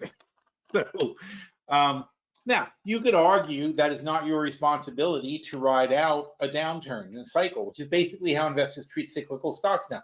They don't stick with them. They bail out as soon as they show signs of trouble. But they don't. What traders don't understand is that these cycles can last quite a long time, and you want to accumulate stock as it's in the down cycle because you don't really know when it's going to turn around. And we didn't expect this to be a good year for Intel. It's not a good year for Intel, but that doesn't mean we don't want to buy it. So we're buying it. And we're going to end up having a lot of Intel by the time it finally does turn around. JP Morgan is JP Morgan. Okay, you can drop them, you can blindfold them and drop them onto any island in the world, and they'll be the richest person on the island in a couple of weeks. So don't worry about JP Morgan. Logitech sells peripherals for computers. Are we going to stop having computers? No. Are we going to stop having peripherals for computers? No. So is Logitech going to make money? Yes. Okay, that was easy. SoFi, somebody just upgraded SoFi. SoFi, well, let's see what somebody says about them. SoFi News. Bank of America. I knew somebody big upgraded them. So blah, blah, blah. Bank of America upgraded the company from neutral to buy. They benefit from student loan payment moratorium ending. I talked about that they signed up some big NFL guy to be a spokesman. I forgot who it was. So they're raising their target to $9. Cheap place. Well, okay, whatever. I'm bored. Moving on. Anyway, so SoFi, I love them long term, and they're at $6, and Bank of America is now giving them a $9 target. Our target is $12.50, and I think I mentioned that we wanted to adjust them. Oh no, this is one we'll be adjusting, so we're not going to look for the potential moment. Oh, we will be adjusting. That's what I said. We will be adjusting. I don't know why I didn't adjust. Does anyone know why I didn't adjust it? Why would I say we will adjust it and not adjust it?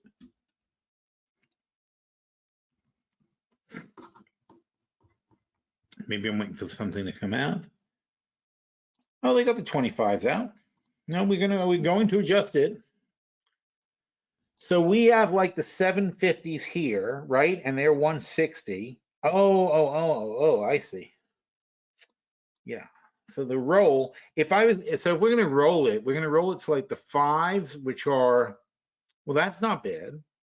So it's 160 for the 750s, but we can roll to the 5s, which are $3 or $3.10, and then we can sell. I guess they only go up to 12. We can sell the 12s for 140. All right, and that's what, 170 net. So basically, it'll cost us nothing to move the 750s to a 712 spread. That'll leave us with the short 1250s. I'm a little nervous about that because I think they're better than this. Maybe we're going to buy a larger amount then and do it like that, but we're going to do something about SoFi. I don't know why I didn't do it there. Don't know what I was thinking. Okay, we talked about JP Morgan, Logitech, SoFi, and SunPower. Obviously awesome. So, we had from the last time, well, last time it was here. This is August. So wait, So in August, early August, we were here. So it's not that much from August, but it's way up from June. Which is when we took the covers off. And now we've recovered them, but we still have incredible potential on this thing. So I'm very happy. Oh no, we haven't recovered them yet. I'm sorry. Did we? Get my portfolios mixed up. No, SunPower we have not covered, and I said we will cover, but right now we were letting them ride. And how much damage? They didn't take all that much damage, frankly. So they're in really strong shape. But we will cover them and we will get that money. All right, so Apple is Apple. Obviously, you don't have to explain why we like Apple, but we also went way more conservative on Apple, thank God. And now we're in fantastic shape there. Amazon, you know, I'm not an Amazon fan. I really like Amazon because you can sell so much premium against it, which we have been doing. These 110s are now 130. We're getting burned on those, but that means that we're in good shape on the spread. So that's fine on the whole. Disney, again, complicated trade, but we're selling premium. Ford, we're in the low end of the range on Ford. Guess, you know, again, notice that it's blue chips and basics, right? Disney, are people going to go to Disney? Yeah, they're going to go to Disney. Are people going to buy Fords? Yes, they're going to buy Fords. Are people going to buy Guess jeans? Yes, they'll buy Guess jeans. They're going to use drugs from Gilead? Yeah, they'll use drugs from Gilead. Will people go to IMAX theaters? Yes, they will. China lockdown is killing them. There's a China lockdown and a lack of interesting movies. IMAX film schedule.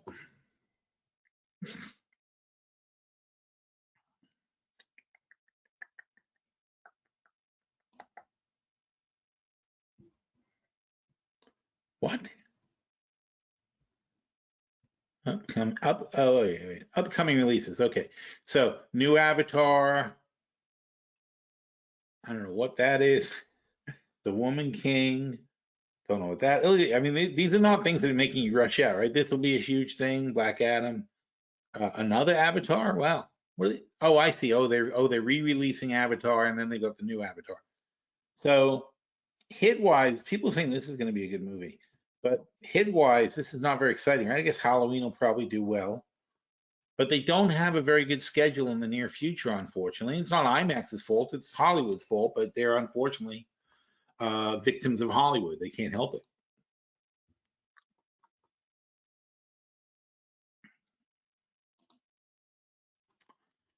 So anyway, but still, people go to movies. People drink Coca-Cola. People will smoke marijuana. Unilever is, you know, basic like a Procter & Gamble kind of company. Well, I think people will go to Walgreens. Nobody else seems to. Walgreens is doing terribly. I'm sorry. The numbers don't match the performance. So I refuse to. I'm sure they're going to come back. I really am. Where were we with that one?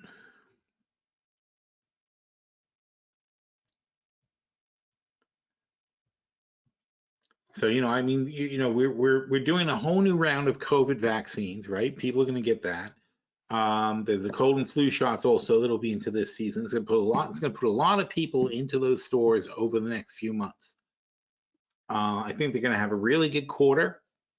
You know, not so much the summer quarter. This quarter they're going to announce that they're going to report on shortly. That's not the big one, but when we wait 3 more months after that, I think we're going to get a really nice report with some really nice numbers. And Whirlpool, you know, we sold the 160 calls, and I said I prefer not to sell more calls right now while it's this low. And if 140 holds up, we're in good shape. I mean, we got hammered yesterday, so you got to make allowance. Now, here's our risky portfolio, the Future is Now portfolio. And these short puts don't matter. They're just, you know, we'll buy them if they get cheaper. BurgerFi is hamburgers. BIAB is pharmaceuticals again. You know, these are all big. Oh, Coin got bought by TD Bank, so that's going to be off. That's off the page now. So we can't. Now it's nice when something like that happens. It's annoying because it's hard to find companies like this that I like so much. They're cheap, but we bought these back in May, and now we're cashing in already. So we bought this at it was a credit. You see, it's like 9 minus 5 minus 7 is 14. So it's there's a $5,000 credit. Wait, no. 5 and 7 is not 14. 5 and 7 is 12. 3,000. So we had a $3,000 credit, and it's a $15,000 spread. So we're going to make $18,000, and we did. I mean, as of today, these numbers, if you add them up, basically are $15,000. So we're collecting our entire $15,000. We had a $3,000 credit to start, and that was only a few months ago. And we're cashing out. That's it. We're done. I mean, that's crazy. But that's what happens when somebody gets bought out from you. If they get bought out above your strike price, you're done. I think we had the chart for them here. See what happened? So we bought them here because this was stupid. You know, and again, I'm not a chart guy. Obviously, you have charts, so you look at it and see what happened. But I mean, there was nothing sexy about this chart when we came in. I think we started in May, actually. So in May, I was just looking at this thing. Oh, I can't believe this thing's so cheap. This is crazy. So we took the position, and our target was like 30. Our target was nothing. Our target was 27, I think, right? 30. Okay, our target was 30. So we bought so back in May, we bought the 2250 calls, which was a little below where we were, and we sold the 30 calls, which was our ultimate target, and they got bought. Now, there must have been a rumor here or something about it, and then they officially got bought by TD, and now that's where they are, because it's a no-brainer acquisition for TD, and everybody thinks it's going to go through, but there's no reason for us to wait. We don't need to close. We can just cash out our options now and be done with it. We got CRISPR, who's the genetics, of course. I think this is going to be massive. Now, again, CRISPR doesn't own all that technology, the gene editing technology. It's not unique to them, but they're certainly a leader in the field. So it's kind of like when you bet on 3D printing 5-10 years ago, and there were a dozen 3D printing companies, and you pick one. It's a little tricky because in the end, 10 years later, none of them really succeeded. Nobody's really selling a lot of 3D printers. The technology still isn't there yet. I think this is a little different because when you look at the speed at which biotech has been expanding, not expanding, I mean making progress. Not that, you know. So in other words, biotech is moving at a very different pace because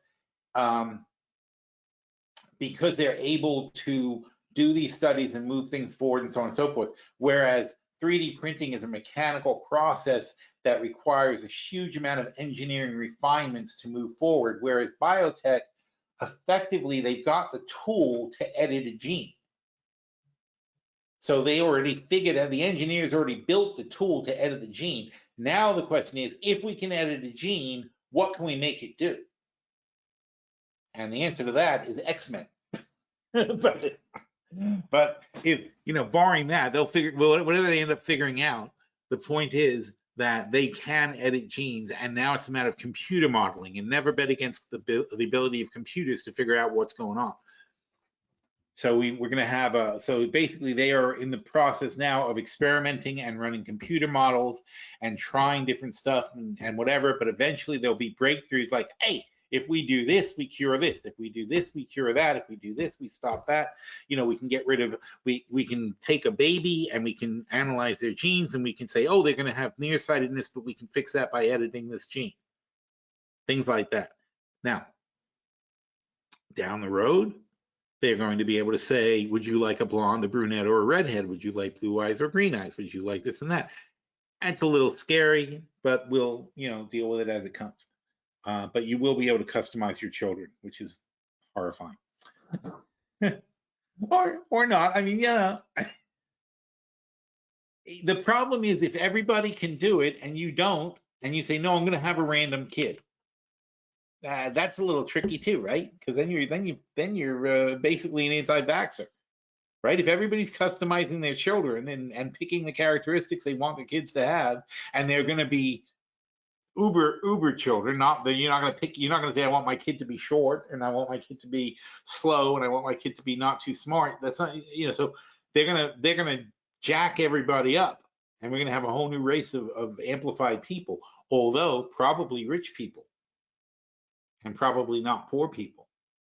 So imagine that. Imagine having to compete with that when you're in school. Your life is going to be like Rocky fighting that Russian guy, you know, it's like a superior being. And if you're not Rocky, you're going to be in trouble. So anyway, so down the road, we're talking about customizing human beings, and this is, even without getting that far, you're talking about curing genetic diseases, which is phenomenal, and it's going to be billions and billions and billions, and it's going to happen a lot faster than you'll be able to 3D print anything useful. But not necessarily the winner, but a definite contender in the space, and cheap enough that it's worth playing.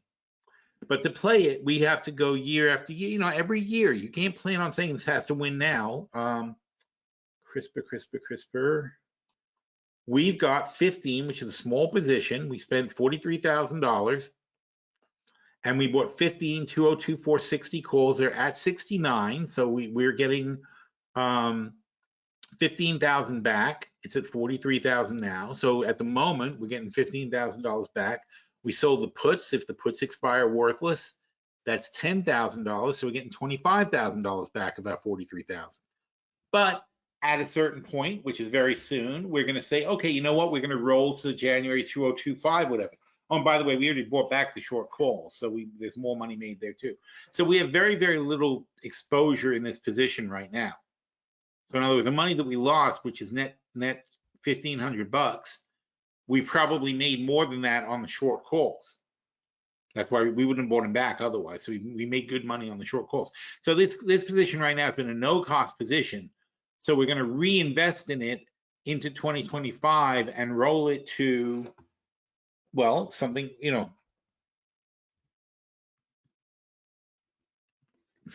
So we haven't made money, but we've got let's say 30, we have $31,000 available that we're going to roll, and it's more than, it's really more than 31. We're going to roll a whole 37. So we started out, and again, there was also a profit on a short call, but we started out at 33, right? These two positions started out at 33. Now I can take 37, which is more than 33, and I can roll it. I don't need to roll the puts, but I can roll the calls to the 2025. The 2025, we're at 70.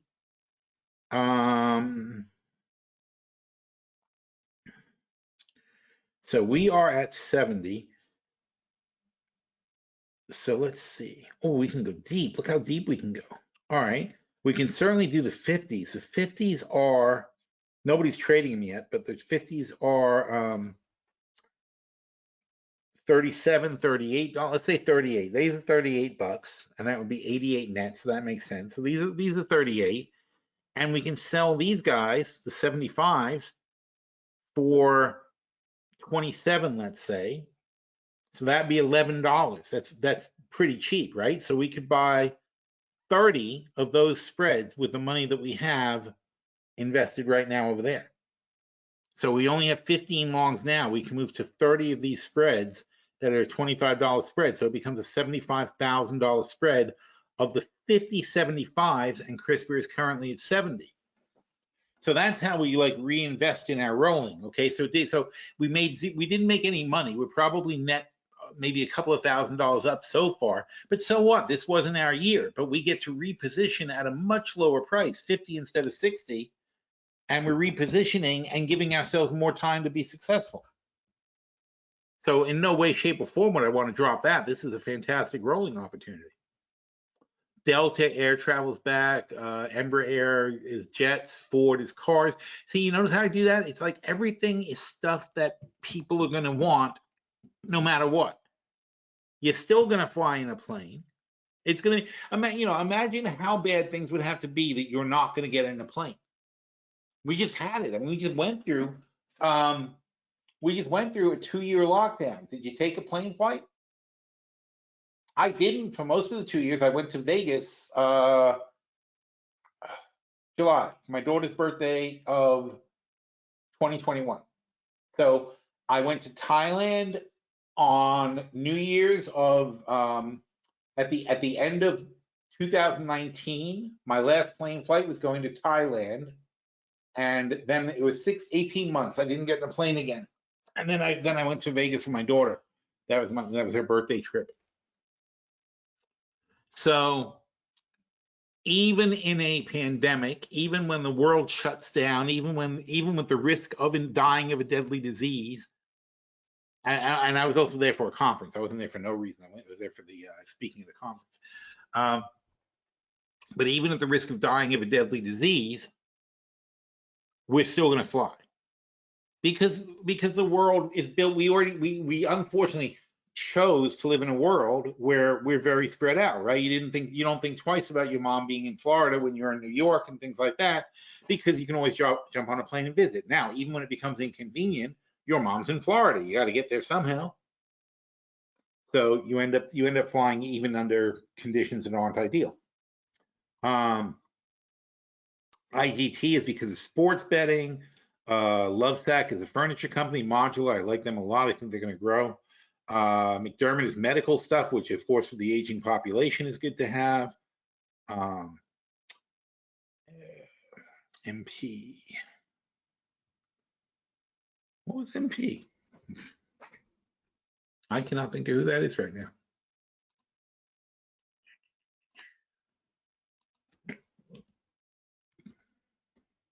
Oh, MP Materials. That's why they're boring. So materials company, and again, with the recession looming, nobody believes in them. Rocket Mortgages, obviously, mortgages are having a hard time, but they're having a hard time. Great, so it's the same thing. We're gonna take the money that's left in the position, which is $12,000, and again, 17 minus 4 is 13, and we also sold short calls, so we're probably net even on the spread. We're gonna roll this into a lower and better position in a longer period of time. Rewalk is great. I like them. They're replacing wheelchairs with robotics.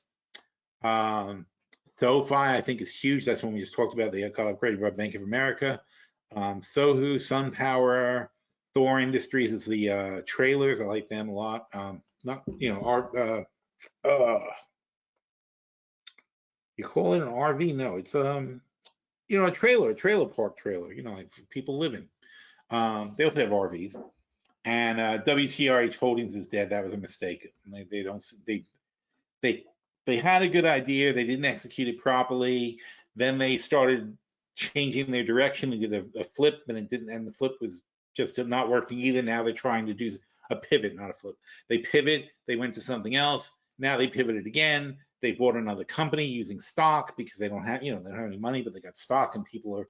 But who do you buy with stock? You buy another shitty company. If you're using your stock that's crashed to buy another company, probably the other company isn't that good either.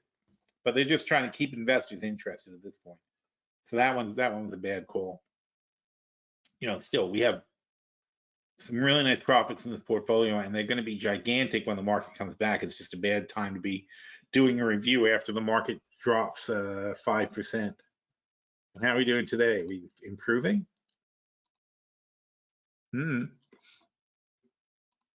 So, we didn't make, but the point is, we have 3 portfolios here that we reviewed. We have not made many changes. Here's 1, 2 blues in this one, 3.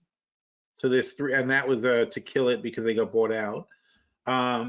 So we only changed, don't count, we changed 2 positions in this portfolio. We changed 1, 2, 3, 4, 5, 6, 7. Made 7 changes in the butterfly portfolio. That's a lot for the butterfly portfolio. And then we've got no changes in the we can't make changes in the money to our portfolio. Now, the short-term portfolio should be doing well, right? Considering the drop. Now, it's not going to be doing as well because we we sold 300 of these. So we had more of the, not TZA, sorry, 300 of these. The 30s, we had 600, now we have 300. but we sold them for, I forgot, it was like $27.50 or something like that. It was close. We were trying to sell them for 30, but it went over 25 and we got like 27.50, 28, whatever it was that we got on it. So we sold 300 of these and cashed in. So we have a tremendous amount of cash, 2 million cash right now. We have 2.136 in valuation. And that means the long-term portfolio, and this is not the correct long-term portfolio because I have not yet made all the, I've not recorded all the adjustments from the last time. So still, it's going to give us an idea. Whoops. And the long-term portfolio is at, geez, look how many, is at 1.77. So we're just under 4 million bucks. And probably better though, because what we did is we cashed out a lot of these positions when they were a lot higher. So the long-term portfolio we should be over 4 million bucks. And that was always our goal. 4 million was where we were going to stop. So the bottom line is the long-term portfolio is doing its job protecting the short-term portfolio is doing its job protecting the long-term portfolio, and we're very well balanced. So in other words, the whole dip didn't even bother us. We're still at 4 million bucks. So now we get a chance to go through the long-term portfolio and improve the positions we want to improve. We already cashed out, almost half of the long-term portfolio was cashed out last time. So we want to improve the positions we want to improve. And that's what we're concentrating on now. Not so much buying new stuff, but taking those positions. If we look at the long-term portfolio again, making sure we still like them.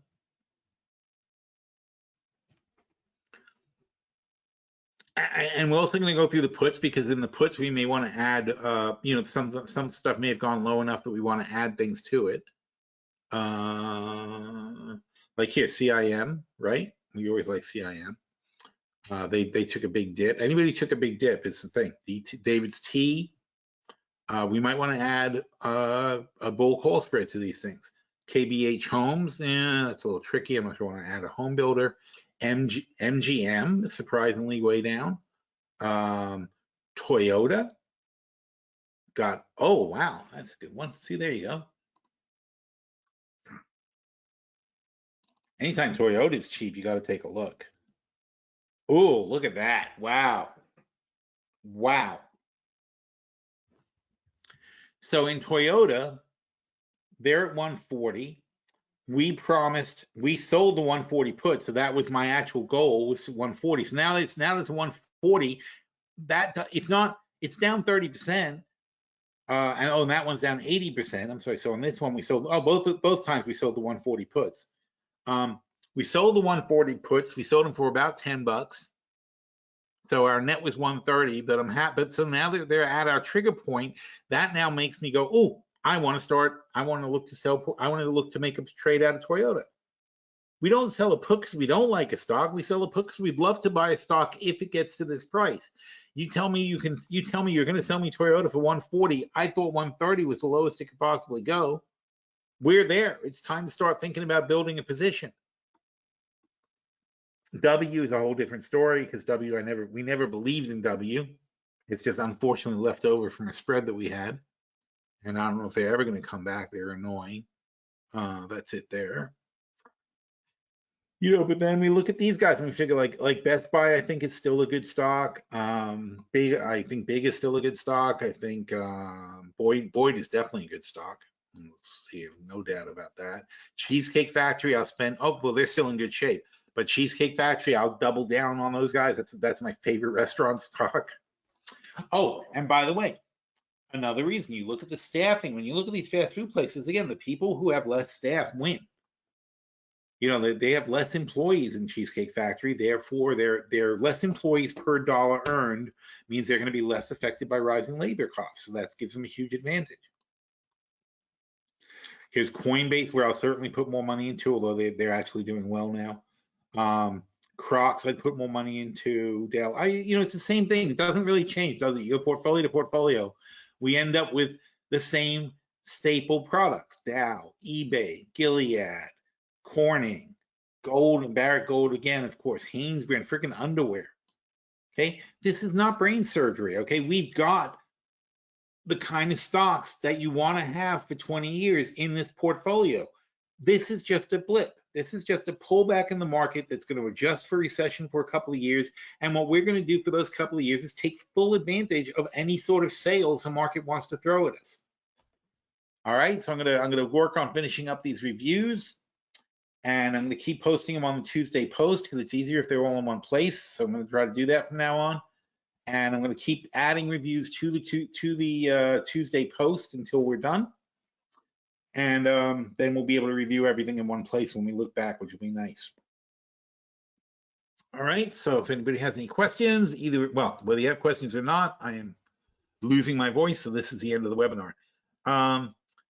Please review the NASDAQ 100 SQQ movements when you see going forward along. Do you think the July bottom will hold for the S&P and the NASDAQ? I do believe that the July bottom will hold for the S&P and the NASDAQ. I don't see anything worse. I think what happened this week is what happened yesterday was an overreaction to something that was bound to happen anyway. The data we got yesterday was only reflecting backwards at what already happened. There was inflation. We knew inflation was bad. The Fed knew it was bad. They said they were going to raise rates to bring the inflation down. They're raising rates to bring the inflation down. There's nothing changed. So, I don't think it's anything to panic about. It doesn't change our portfolio positions.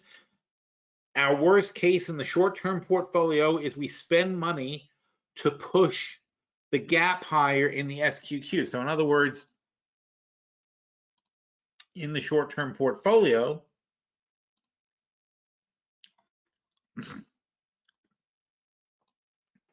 and we never got the money for the TZAs. I wonder if it ever came to it. No, it never. We were looking to cut down on these. Was it the 25s? Yeah, we were going to sell the 25s. If they got to 25, they never came close. And they were once. It's weird. Like they were in the last big sell-off. These things were 25 bucks they topped out at. They were nowhere close. We got almost 30 for these. That was fine. But these things never came close to our selling goal because we bought them for 1767. So we're gonna have to roll these into the next year also at some point. That was very disappointing that we never got a good price for these things. As you can see, everything's just around, basically not too far from where we bought it. But SQQQ, so sorry. So we have 500 up here, 700 up here. We have the 50 calls, 2024s, right? Yeah, 2024s. So we have the 50 calls. We have 700 plus 3 is 1,000 plus 3 is 13, and then we have 16, 18 short. So we have 13 long and 18 short. That's very bad if the NASDAQ starts going over the short call line because we have more short calls than we do long calls. But the short call line is way up at 70 and 80. So these are 70, these are 70, these are 80s. So first of all, that's a huge gap because before we get there, these 30s are going to be 1.5 million in the money, and those 50s are going to be at 70. Those 50s will be 1.4 million in the money. So will be 3 million in the money before we have to pay a penny to the short 70 calls. But the short 70 calls are 573. The short 80 call, wait, they can't be the same ones. Sorry, these are the January 70s. That doesn't even count. These short 70 calls, so these are going to expire worthless, almost certainly. These ones, even if the NASDAQ keeps falling and this pumps up to 70, which is a long way from 46, even if we get to 70, these 70s are 1538 and these 70s are 1440. So it would cost us $1 to roll the 70s up to the 80s, and that would then buy us $500,000 more headroom. So that's how you got to look at it. So in other words, the cost to us would be $50,000. $1 times 50,000 would be $50,000 to roll these $500,000 higher. so that we're not in trouble. So I'm not anticipating being in trouble if that's the case. And then, of course, obviously another, well, then it would be, this is 50,000 to be 150,000 to go to the 90s, another 150,000 to go to the 100s. And by then, we've got insane amounts of money that we're pulling in there, and we don't think it's going to go that low. How's it going to go that low when this spike down that was epic? We have this epic move down just now, and all we're at is 46. Yeah, if you're a bear, you can't ask for a better day than you had yesterday, but it already fizzled out, and we're only at 46 on the NASDAQ. So at the moment, we're not that bearish in this portfolio. We're certainly not bearish enough to think that this thing's going to 70. We're just protecting ourselves. That's all this is doing, is protecting ourselves. All right, so that's it for now, and everybody have a great day, and we'll do this again next week. All right, hopefully this is the bottom. I'm very much hoping that we are actually at a sustainable bottom here. So the 12,000 line on the NASDAQ should be holding, because we expect it to be in this range until we get this test. This test is going to be possibly painful. If we fail here, when this goes to here, when these two lines meet, which will be right around 13.5 basically. Okay, so somewhere in this zone, this is going to come together, and these are weeks. So it's going to be 1 week, 2 weeks, 3 weeks. It's going to be like a month. It's going to be during earnings. So the next earnings seasons, when tech is announced, you're going to have a test of this crossing the 50-week, which is a 200-day basically, the 50-week moving average. That's going to be the big test. If earnings get us over that, then you've got a chance of getting back towards 15,000. If earnings fail to get us over that, then you are going to be looking at coming back towards the red line, which fortunately will be rising to 11.5, so it won't be so bad, but we'll probably be right back to 12,000 again. But again, 12,000 is what we think is the correct range. This is primary support, but on the NASDAQ, we think the strong bounce line should hold. But 12,000 is where we think we should be holding on the NASDAQ. 4,000 is where we think we should be holding on the S&P, and we're at both of them right now. So it's not a panic. It's everything is going exactly the way we thought it would go. The values are exactly where we thought they'd be when we ran our valuation studies, 6 months ago or whatever, and we said this is what these things are worth. When this was up here, we said no, it should be down here. And same for the S&P. When the S&P was at 48, we said no, it should be 20% lower. We're there. We're 20% lower. This is not a big deal. This is just what's happening. But you have to realistically, and that's what I'm saying, you have to realistically align your stocks with where the stock is going to be in the next 18 months. We don't see a lot of growth. So we need to make sure that we're in the money now, and that that the stock only has to be flat, and we're going to make money. If we need the stock to go up 20% in the next 18 months to make money, we should get out of the trade. It's very possible that does not happen. We're in like I said, a long, slow, painful adjustment for inflation. There is no vaccine that's going to cure this. Okay, only some really hard work and a lot of economic shuffling until we get this thing resolved. All right, thanks everybody. Have a good day. Take care.